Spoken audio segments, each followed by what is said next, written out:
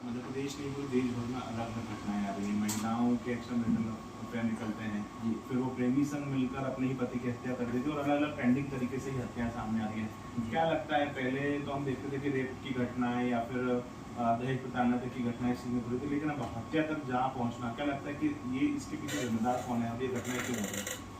देखिए, महिला स्वतंत्रता और सशक्तिकरण का चाहे इस समाज को कोई लाभ हुआ हो या नहीं हुआ हो, लेकिन तथाकथित सशक्तिकरण, तथाकथित स्वतंत्रता का गलत फायदा उठा करके स्वतंत्रता को स्वेच्छाचारिता, उद्दंडता, स्वच्छंदता और किसी हद तक व्यभिचारिता तक पहुंचा दिया गया है। स्वतंत्रता सदैव मर्यादित होती है। मैं अगर स्वतंत्र हूं तो आपको खलल नहीं होना चाहिए, लेकिन यहाँ महिला स्वतंत्रता की परिभाषा को ही विकृत कर दिया गया है। जो स्त्री शराब पीती हो, सिगरेट पीती हो, अर्धनग्न कपड़े पहनती हो, लंपटता करती हो, सास ससुर की इज्जत नहीं करती हो, संस्कारहीन हो चुकी है, उसी को तथाकथित रूप से वुमेन एम्पावरमेंट कहा गया है। और यही समाज का सबसे बड़ा एक कारण हो गया है कि स्त्री निरंकुश हो गई है, अनकंट्रोल्ड हो गई है, कोई मर्यादा नहीं बची, कोई संस्कार नहीं बची। हमारी भारतीय संस्कृति में तो यत्र नार्यस्तु पूज्यन्ते रमन्ते तत्र देवता की अवधारणा महर्षि मनु ने कही है,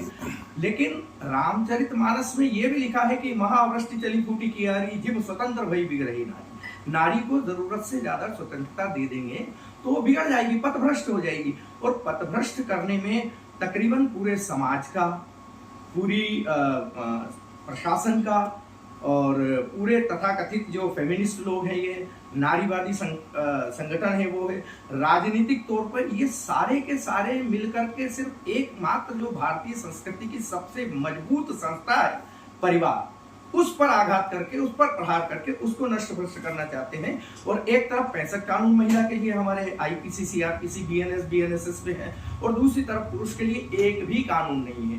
एक तरफ महिलाओं के लिए 1.5 दर्जन से ज्यादा हेल्पलाइन है, हेल्प सेंटर है, महिला आयोग है, महिला थाने हैं, सखी सेंटर है। दूसरी तरफ पुरुष के लिए एक टोल फ्री नंबर भी नहीं है जहां अवसादग्रस्त होकर के पुरुष अपनी पीड़ा को, अपनी प्रताड़ना को व्यक्त कर सके। यही कारण है कि एक तो पुरुषों की आत्महत्या का दर बढ़ गया, अब दूसरा स्त्री ने यह तय कर लिया है कि माल पति का और मजे यारों से। ये आधुनिक जो वेस्टर्न कंट्रीज की जो हमारे पास में आ रहा है, उसमें यह है कि पैसा तो मुझे पति का चाहिए, लेकिन मैं आनंद अपने प्रेमियों के साथ लूंगी। अभी जो जयपुर की घटना हुई कल ही, उसमें यह है कि मुझे अपने प्रेमी के साथ में रहना था और पति की संपत्ति बहुत थी, इसलिए मैंने पति की हत्या कर दी। मतलब पति की हत्या करना, पति हंता बन जाना आजकल मजाक हो गया, चुटकिया हो गई है।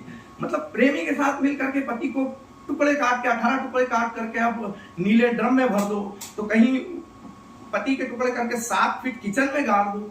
ये सब क्या हो रहा है? क्या हमें यही महिला स्वतंत्रता और यही महिला सशक्तिकरण चाहिए था?